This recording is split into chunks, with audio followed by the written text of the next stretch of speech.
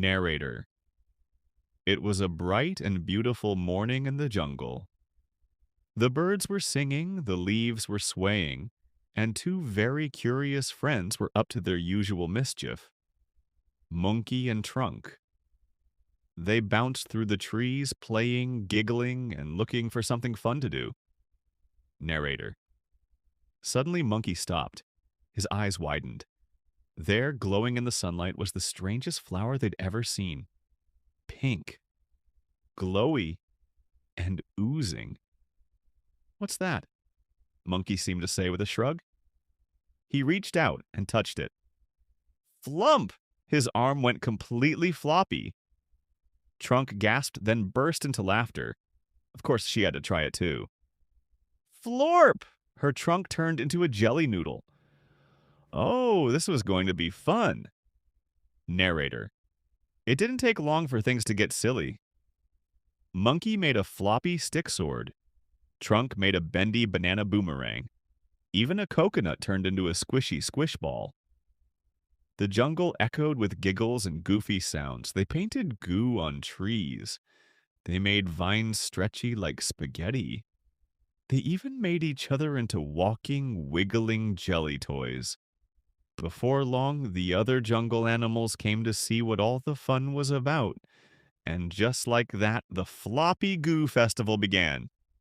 Narrator. But, uh-oh, things were getting too floppy. The goo started spreading. A parrot got gooed and spun in the air like a feathered frisbee.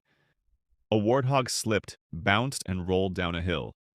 Even the river turned into wobbly pink jelly. Munki and Trunk watched in horror as a baby monkey sat stuck in a puddle of goo. Eyes wide, lip quivering.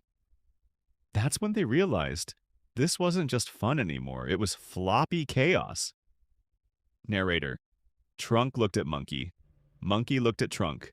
It was time to make things right. Trunk had an idea. She used her trunk like a vacuum, slurping up the goo. Slarp! Munki ran around with buckets, collecting every drop he could find. They worked together, fast, focused, and floppy-free. The trees straightened up. The animals cheered. Even the river turned back to blue. Narrator. Finally, with one last slurp, Trunk sucked up the last drop. They sealed it in a coconut jar and climbed high, high, high to hide it at the very top of the tallest tree. There, safe and sound, the jungle was back to normal. Munki and Trunk sat under the stars, tired, sticky, but happy. They shared a banana, a smile, and a peaceful silence. Narrator. But wait. Did you hear that? Drip.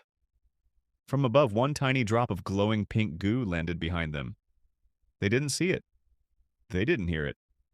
But the jungle wiggled just a little bit. Could the floppy goo be back? Only time and maybe one more adventure will tell. Narrator. And that's the end of today's jungle tale.